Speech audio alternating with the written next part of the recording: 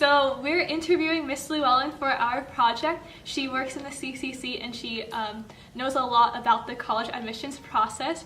And so our first question is, what flaws do you think the college admissions process has? I think that the biggest flaw in the college admissions process is the way that students and families actually approach the whole process. I think that when you go into this process thinking that the outcome is only going to be this, then you're off to a really rocky start. Don't do it that way.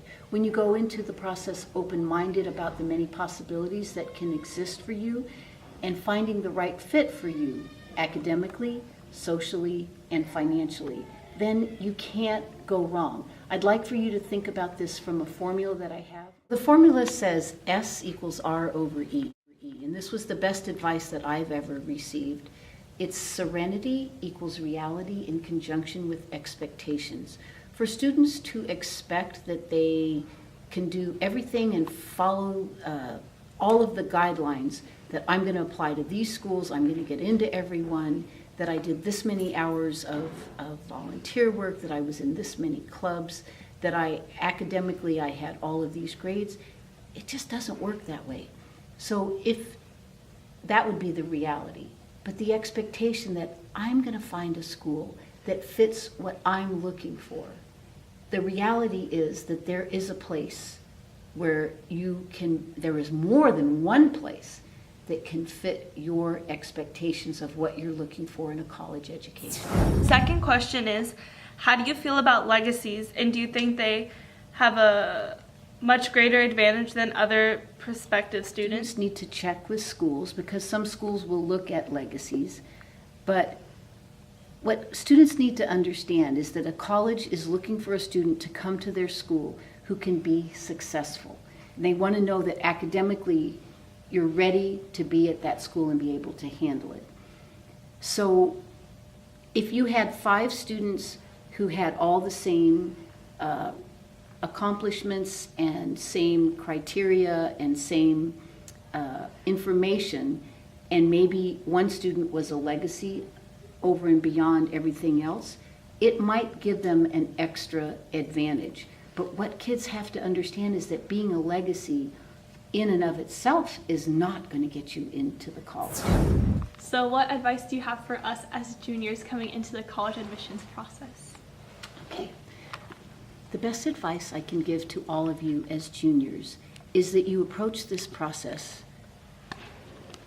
with the expectation that you are going to grow as an individual as you're searching for possibilities for your future.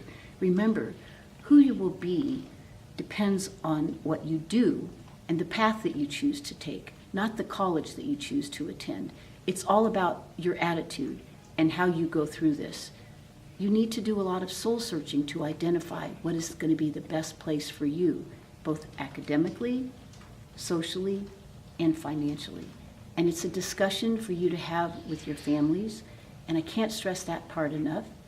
And I would also recommend that you think about this as the college admissions and application vacation. And if you want to learn more about that, come and see me and I'll tell you.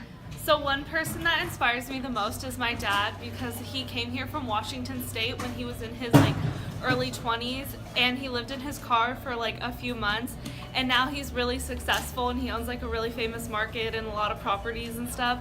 So I just think that, and he didn't go to college, so I think that's really cool stuff that, you don't have to go to college to be really successful in life. So someone that really inspires me is my mom, and my mom actually did go to a 4-year college. She went to San Luis Obispo, but I was really inspired by her because she went into the medical business, which I think is really hard to do, and now she really likes her job, and I think it just ended up being really good for her. And she didn't have the most money and she wasn't the smartest person, but she still went into it and was really optimistic, and she came out okay.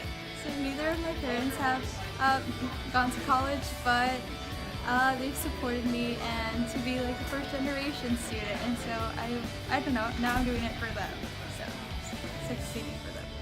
Both my parents went to Cal State universities, which aren't the most prestigious schools, but they turned out successful in my opinion. My dad was extremely successful and he worked at Raytheon in business development for 31 years and then he retired. He now has a part-time job at aerospace and consulting.